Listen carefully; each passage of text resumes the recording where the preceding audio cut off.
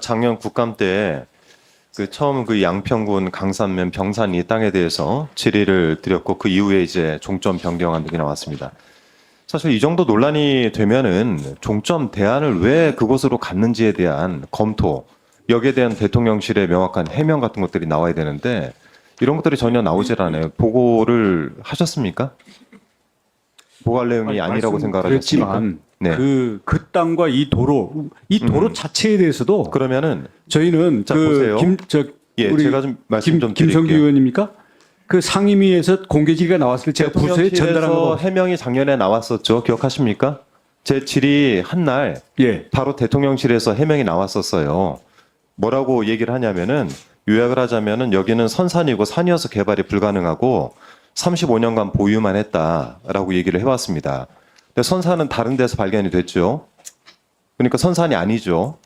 35년간 보유만 했나 이 부분이 남아서 저희가 추적을 하다 보니까 문건이 하나 더 나왔습니다.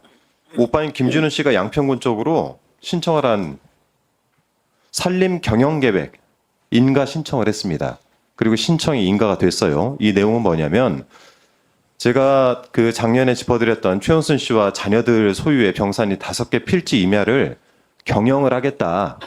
이런 내용이에요. 여기에 대해서 양평군이 신청을 인가를 했습니다. 그러니까 산림 경영 계획이라는 거는 국토부 장관은 모를 수 있습니다. 그러니까 사유림은 원래 인가가 의무사항은 아니에요. 의무사항은 아닌데 이거를 인가를 받을 경우에는 여러 가지 혜택이 생깁니다. 종부세라든지 재산세 경감 같은 효과가 있고요. 단순 유지, 가지치기 정도로 유지만 해도 이 효과는 계속적으로 발생을 합니다. 여기가 준보전 산지로 허가가 났는데 이 준보전 산지로 개발이 용이하고 산림 경영 계획 인가로 인해서 재산세 경감 등 경제적 이득을 취할 수 있습니다. 그리고 또 하나는요. 이 땅 맞은편 중부 내륙 고속도로 건너편에 병산이 필지가 또 있어요. 578-3번지인데 여기는 개발 행위 허가를 확인을 했습니다. 저희가. 근데 여기는 또 어떻게 돼 있냐면 분할 목적으로 신청을 했어요. 5개 필지를 쪼개가지고 5개월 뒤에는 소유권을 ESIND로 이전을 시켰습니다. 그러니까 이 이야기를 제가 왜 드리냐면 지금까지 저희가 계속해서 의혹이라고 얘기하는 것들에 우리 장관님 비롯해가지고 입장 내는 것들이 제대로 맞은 게 어디 있습니까? 그래서 국토부 업무랑 무슨 관계가 있습니까 이게? 그래서 제가 이거에 대해서 이해 충돌이 일어날 수 있으니 종점 변경과 관련해가지고 그 당시에도 이러한 사안들이 있으니 살펴보시라고 했고 작년 11월에요? 작년 10월에 말씀드렸잖아요. 그때 도로 문제를 얘기하셨나요? 아니죠. 그때는 도로가 이슈가 안 제가 그래서 됐잖아요. 이 문제가 있으니 살펴보시라고 말씀드렸고 그 이후에 종점 변경안이 나온 거 아닙니까?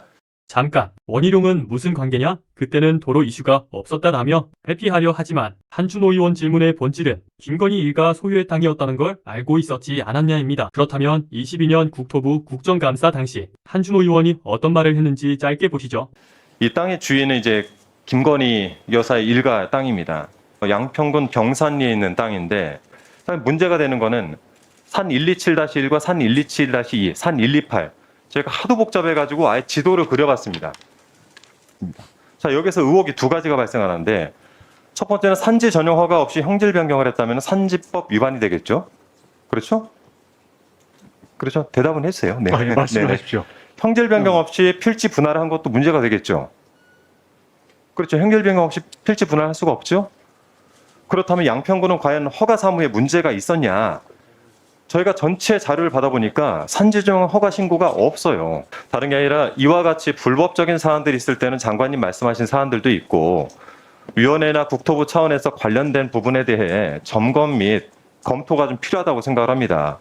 그래서 이후에 지금 현재 저희가 그 의원실에서 발견한 이 부지들에 대해서 우리 위원회 차원에서라도 반드시 이 불법 사항들에 대해서는 파악을 하고 검토를 해볼 필요가 있는데 이 사안들을 위원회 차원에서 논의를 해주시기를 부탁을 드리겠습니다.